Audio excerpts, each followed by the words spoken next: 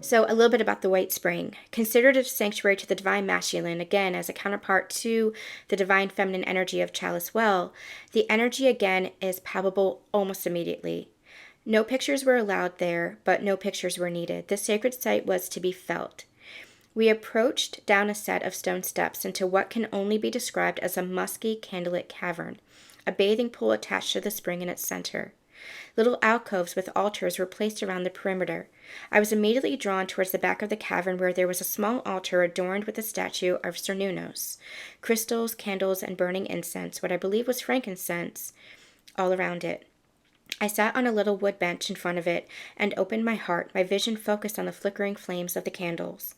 I want to pause here because I keep bringing it back and I keep saying, well, like in my mind, like, wait, because I'm speaking about something else. But to keep bringing it back that when I was on the plane from Philly to London, I was nervous because, again, I hadn't traveled in 15 years like this. And there has been so much that has happened between then and now, including spiritual awakenings and ascension and heartbreak and loss and challenges and illness, especially illness. And so I was somewhat nervous, but I kept going within my heart space and calling on God and kind of going within my heart. So when I was on the plane, first when I was in the airport, I felt the masculine energy. It wasn't attached to a specific person anymore. It was just the energy. I felt him plop down in the seat beside me. And just as this energy of, I'm here, you don't have to worry, I am with you. And it felt like I could just sink into that safety and sink into that security. And that's important for what's to come. And then when I was up in the plane, soaring high above the clouds in the airplane, I said to God, Dear God, I give you what I no longer wish to carry. I lay these burdens at your feet. I give my anxious heart to you. It is yours. Please guide me along this journey home to myself, this journey home to you. And I almost cried because it felt like I was coming home to myself. It felt like I was coming home to God. This felt like a huge turning point along my journey. And again, you don't have to travel for these experiences. This was just the way my journey was unfolding, especially because travel has always been so important for me. And then I felt my lungs fill with a deep inhale, and I felt that sacredness expand within my heart. I wrote, He is with me, the sacred masculine, not as a person or a projection or a reflection, but as an ever-loving presence. He is within me, always, as a part of me that is also me. Allowing myself to receive this love is where I express myself fully and wildly within the holy nature of all that I am. My love for him, as for myself, teaches me. It's where I grow and expand. And this was just the beginning. So I am still integrating that. I am still understanding that. I am still finding ways to articulate that. But more than that, I don't need to articulate it because it's something that I'm really feeling within myself. And I share that with you in case it resonates with you.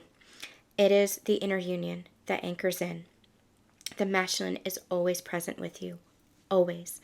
Don't attach it and affix it to a person. It will reflect in a person in your physical life, yes. It will. That is part of the outer or the inner becoming outer. It is part of the expression of love, the expression of union. But it is an expression of your soul. It is an expression of love. It is an expression of that union. It is an expression of yourself. Just like the life that you create for yourself is an expression of yourself, because it is an expression of the energy that you hold within. I began to really understand what the masculine presence is.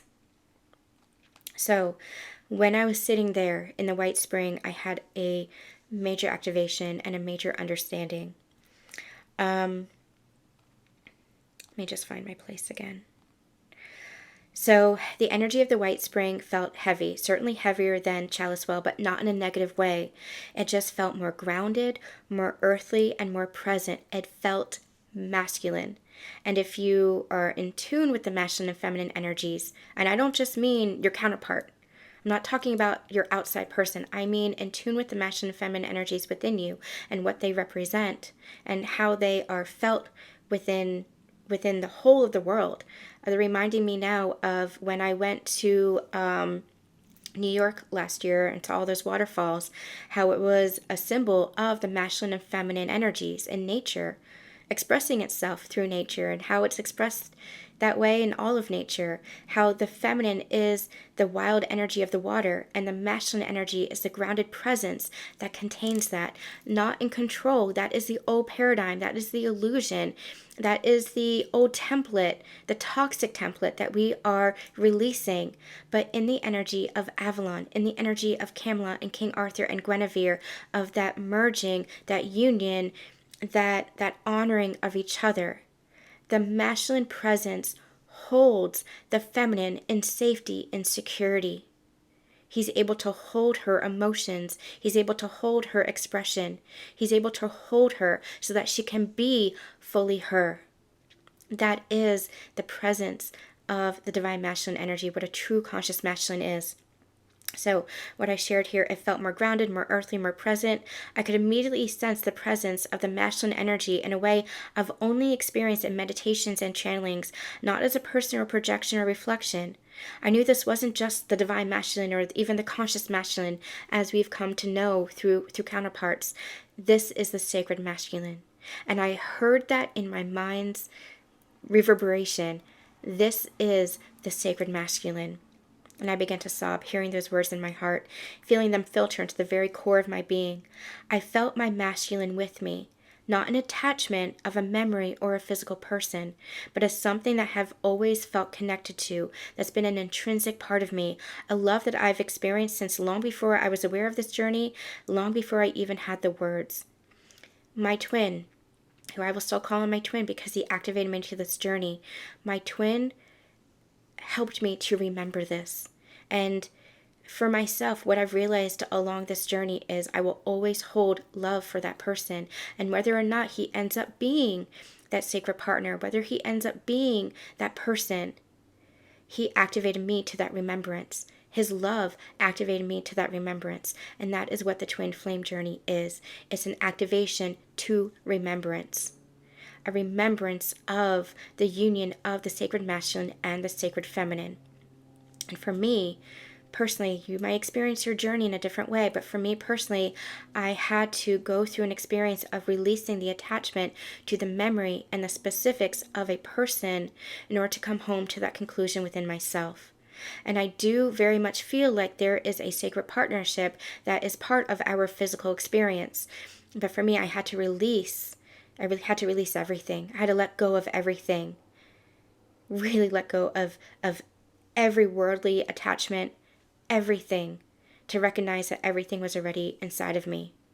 And there are experiences that I've had along my sacred union journey with my person that are sacred to me and private to me, but that have reminded me of that.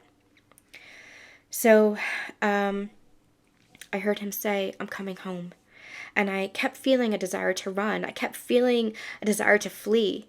Like as I was sitting there on that bench, I kept wanting to run out of that inner temple. I kept wanting to flee and run from what it was that I was experiencing. And it was like my heart and my mind was in a tug of war. But I stilled myself. I forced myself to stay. And I dropped into my heart space and I cleared any of the fear and any of the anxiety that was there. And I kept fighting this battle within myself. And finally I felt the surrender. I felt the masculine energy anchoring in. And I heard him say, "I'm not running anymore." And I felt a wave of relief and peace wash over me. And it was like a final battle of ego and surrender. And then it's release. And I felt its embrace. And what it felt like was just love. Pure love. Unconditional love. Love without expectation. Love without anticipation. Just presence and love and respect and honoring of each other. And it felt ancient, and it felt present, and it felt true. I was crying the whole time. I don't know if words will ever do this justice.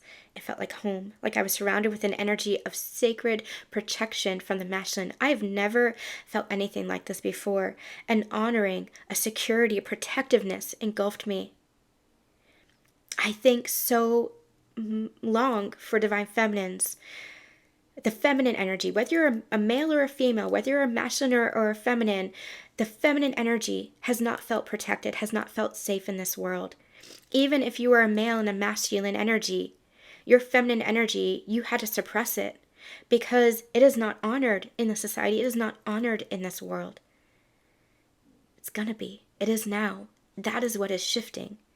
And the more that we honor the feminine within all of us, the feminine within life itself, the more it comes into balance, the more it comes into union, the more everything changes.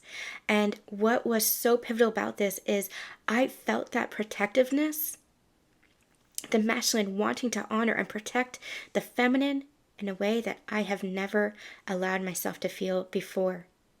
In a way that my inner masculine has always wanted to protect me. In the way that I had moved into my masculine energy in order to protect me. This was a security and a safety and a protectiveness that felt just so loving. Then I was guided to drink the water from the bottle, the union water created from Chalice Well in the White Spring, the sacred masculine and the sacred feminine as one. And later, in talking to my friend Kelly, who had been on the other side of the cavern, it was shared with me that she was guided to drink her water as well.